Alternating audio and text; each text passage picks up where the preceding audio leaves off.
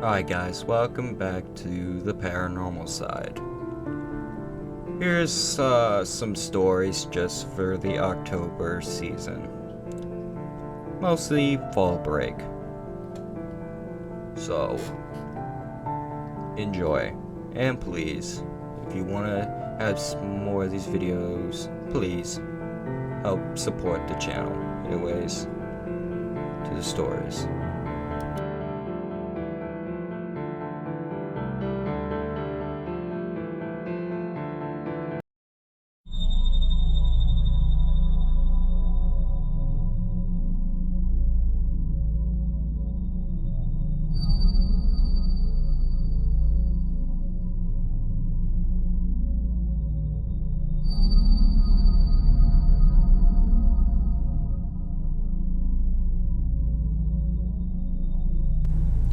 When I was a kid, around 8 or 9 years old, my uncle would take me and my two younger cousins, all girls, to a park every Thursday evening. It was a small rundown park, but it had bright lights and a few functional rides like spinning teacups and a small train, so we enjoyed our weekly trips there.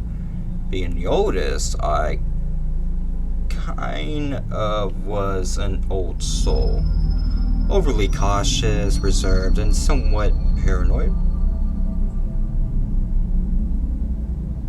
I would tell my younger cousins to behave well in public,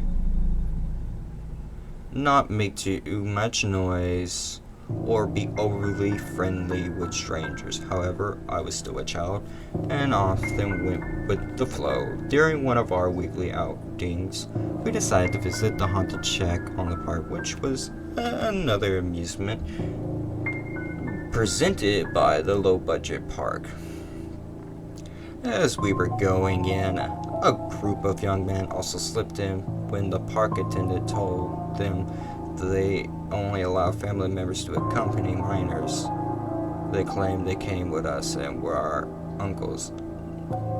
Numbly, and like the idiot I was, I nodded when the attendant asked. I was just relieved that I won't have to be alone with my younger cousins in the haunted house. The house was more of a mud hut, with hay on the floor and a very strong smell of decay. There were strobing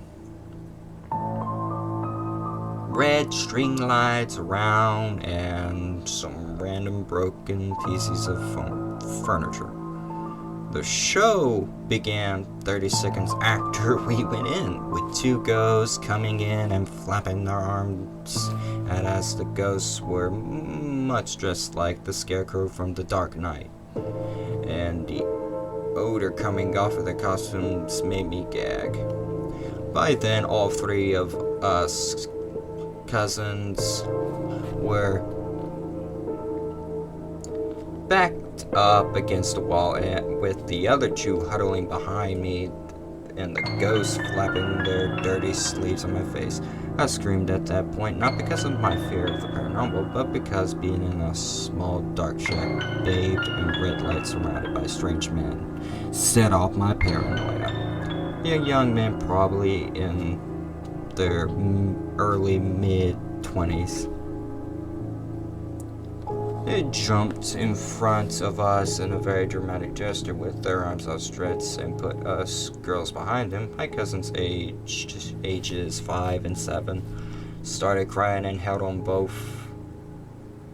my hands and legs of the uncles.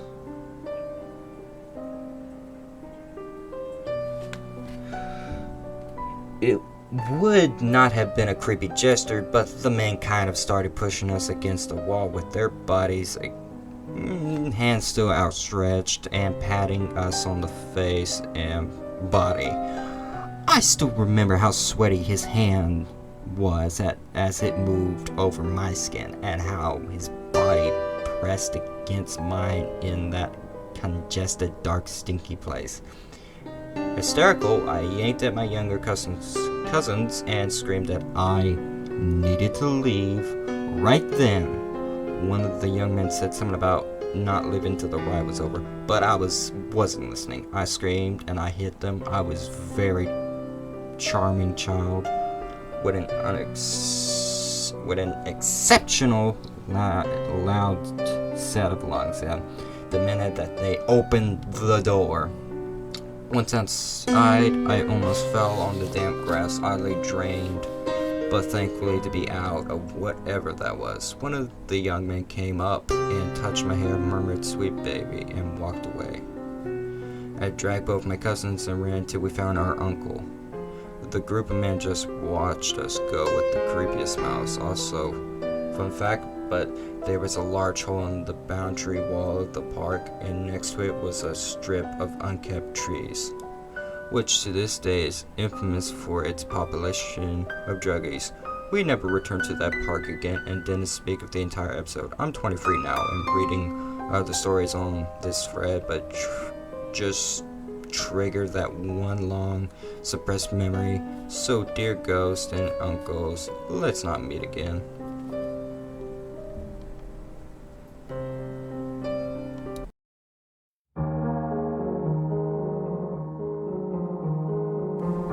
It started in a haunted cave on Halloween. Just me and my friend Anna.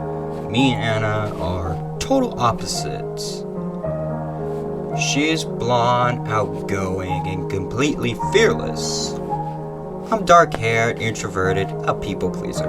That's actually how I ended up at this cave. People pleasing. Anyways, we go through the cave, and it was pretty awesome. The usual people with chainsaws, screamers, and clowns. One clown kept following us. He wasn't like the other clowns who wore face paint with fake blood spattered on them. He didn't have a big red nose and clown costumes.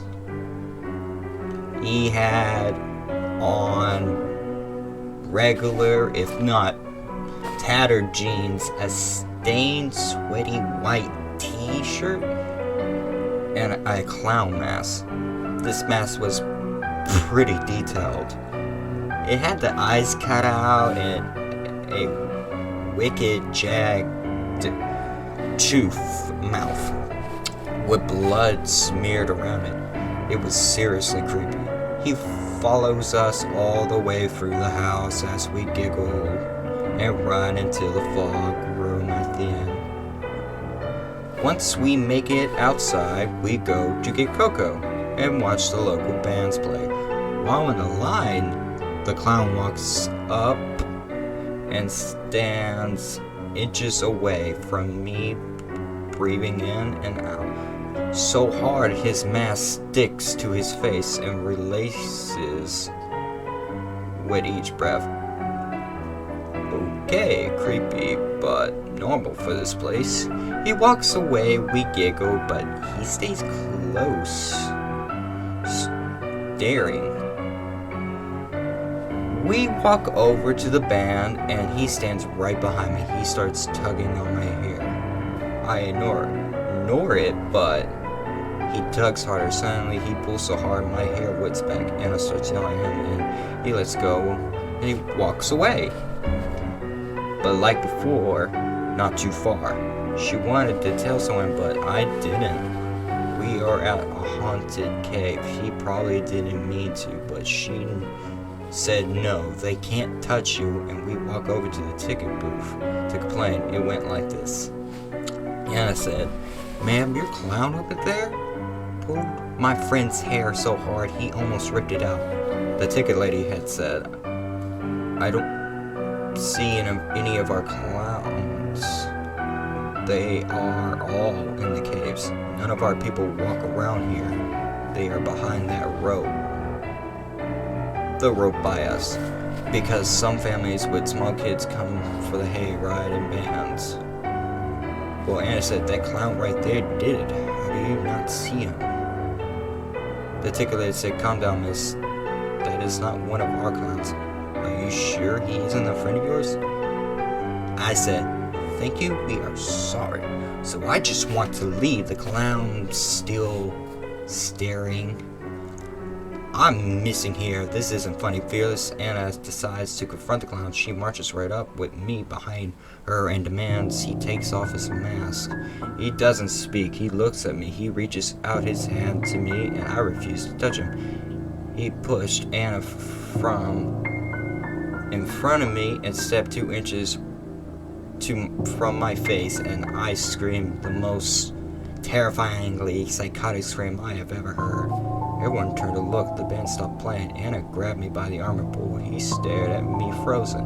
Then Anna grabbed my face, grabbed my face and slapped me, and we ran. I looked behind and he was standing staring. Everyone went back to what they were doing like it was nothing. We got to the car and we peeled out. Anna kept saying, "We need the police. We need the police." I told her it wasn't that big of a deal. He was a weirdo at a haunted cave. No hard feelings for the slap. I was scared too. Yeah. Then she said something that made my blood run cold. He had a knife. That's why she slapped me and pulled me away. Not from the fear of being screamed at. She saw the knife in his hand. We contacted the police, but they didn't take us seriously. I'm now afraid to go to haunted attractions. Not because they are scary, but you never really know if someone works there or if they are there because they fit in so well.